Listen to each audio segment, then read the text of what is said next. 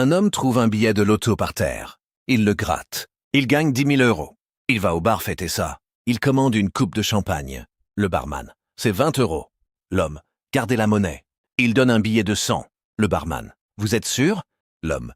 Je viens de gagner 10 000 euros. Le barman. Félicitations. L'homme boit son champagne.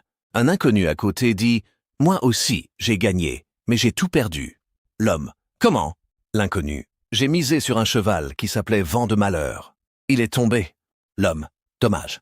L'inconnu. Vous voulez jouer au poker? L'homme. Je ne sais pas jouer. L'inconnu. On va jouer à la bataille. Il joue. L'homme perd 1 000 euros. Il rejoue.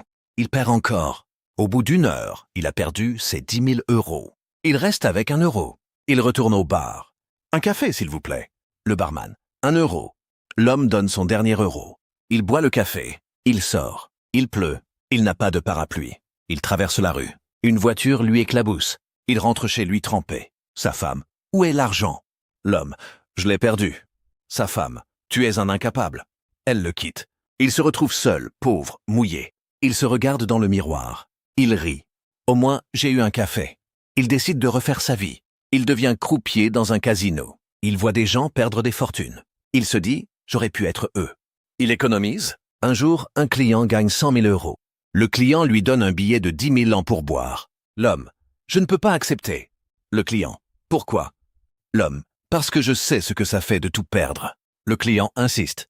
L'homme accepte. Il place l'argent dans une banque. Il vit modestement. Il rencontre une femme qui ne joue pas. Il se marie. Ils ont des enfants. L'homme raconte à ses petits-enfants l'histoire du billet de loto. Le petit-fils. Papy, t'es bête d'avoir tout joué. L'homme.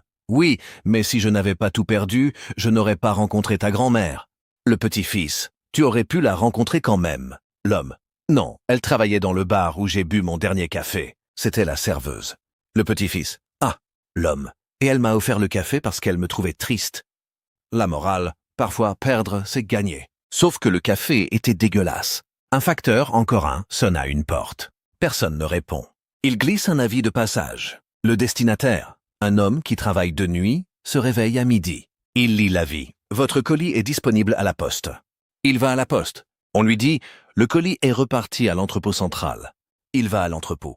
On lui dit, le colis a été transféré à la plateforme logistique de Roissy. Il va à Roissy. On lui dit, le colis est en cours de livraison chez vous. Il rentre chez lui. Le colis est sur le paillasson. Il l'ouvre.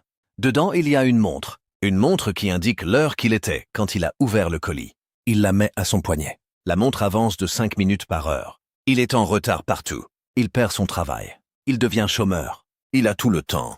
La montre, elle, est toujours en avance. Un jour, il rencontre un horloger. L'horloger dit « Votre montre est une pièce rare. Elle a été fabriquée par un horloger fou qui voulait que le temps soit relatif. » L'homme.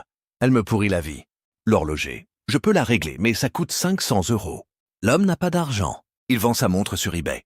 Un collectionneur l'achète 1 000 euros. L'homme, avec cet argent, achète une montre normale.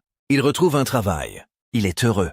Mais il regrette parfois la montre folle. Il écrit un livre, Ma vie avec 5 minutes d'avance. Le livre est un succès. Il devient conférencier. Il parle du temps qui fuit. Un jour, il rencontre le facteur qui avait livré la montre. Le facteur dit « Désolé pour les allers-retours ». L'homme « C'est grâce à vous que j'ai écrit ce livre ». Le facteur « Vous voulez que je vous livre un autre colis ?» L'homme « Non, merci ».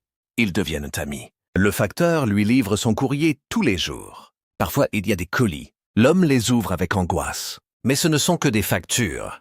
Il les paie. La vie est lente et prévisible. Il s'ennuie. Il appelle l'horloger. « Vous avez une autre montre folle ?» L'horloger « J'ai un réveil qui sonne en avance de 2 heures. » L'homme l'achète. Il se réveille à 4 heures du matin. Il voit le soleil se lever. Il trouve ça magnifique. Il se remarie avec une lève-tôt. Ils ont des enfants matinaux. La famille est heureuse. Le réveil, un jour, tombe en panne. Il sonne à 3 heures du matin, puis plus jamais. L'homme le jette. Il retourne à la normale. La morale. Le temps, c'est comme un colis. On ne sait jamais ce qu'il y a dedans.